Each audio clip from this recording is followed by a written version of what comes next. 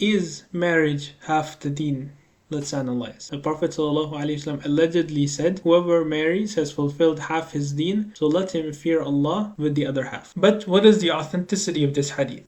This hadith is narrated by Anas ibn Malik. There are 3 chains to Anas for this hadith, and every chain is weak. The earliest chain of this hadith is a chain that goes through Yazid al-Raqashi. And Yazid al-Raqashi was a pious person, but he was an extremely weak narrator of hadith. Imam Shu'bah ibn al-Hajjaj used to say, I would rather commit the sin of robbery than narrate hadith from Yazid. So this chain is definitely not enough to attribute anything to the Prophet ﷺ. So let's look at the second chain. In the second chain, you can see that the narrators are all Hasan. However, it's not enough for the narrators to be Hasan. We have to also look at the links between the narrators. And in this case, the link between Abu Hafs and Zuhair ibn Muhammad is extremely weak. Imam Ahmad said Abu Hafs used to narrate nonsense narrations from Zuhair ibn Muhammad. And he even said he used to even narrate fabricated stuff from him. The reason for this isn't that either of them are, liars or weak. It's probably because Zuhair ibn Muhammad didn't have that good of a memory, and he was better when he was narrating from his books, but he probably didn't have his books when he taught Abu Hafs. And then the third chain you can see is even more solitary. It's much longer, and there's weaker narrators at the end of it as well. Someone might look at these 3 chains and say, why not combine the 3 and then come to the conclusion that the hadith is Hasan? But this is not possible, and that's because you can only combine weak chains or even combine Hasan chains when there is evidence to consider them independent, or when they corroborate or support each other. But in this case, where the 3 chains, each of them has a weakness a generation below the weakness of the other. What is more likely? Is it that these chains are corroborating each other, or is it more likely that each of them is a mistaken narration of the other one? So this hadith cannot be attributed to the Prophet ﷺ at all. It is just a wise statement that people used to say, and some people accidentally attributed it to the Prophet ﷺ, and this hadith scholars realized this hadith was weak, and that is why it is not found in any of the 6 collections of hadith, and it's not found even in the Musnad of Imam Ahmad. But because people think this is a hadith of the Prophet ﷺ, some people make marriage the biggest goal of their life because it's half the deen, and they ignore the importance of salah and zakah and fasting and instead focus on marriage. But in reality, salah, zakah and fasting and all these obligations are much more important to the deen than marriage can ever be. So let us focus on that, and inshallah may Allah give us good marriage as well.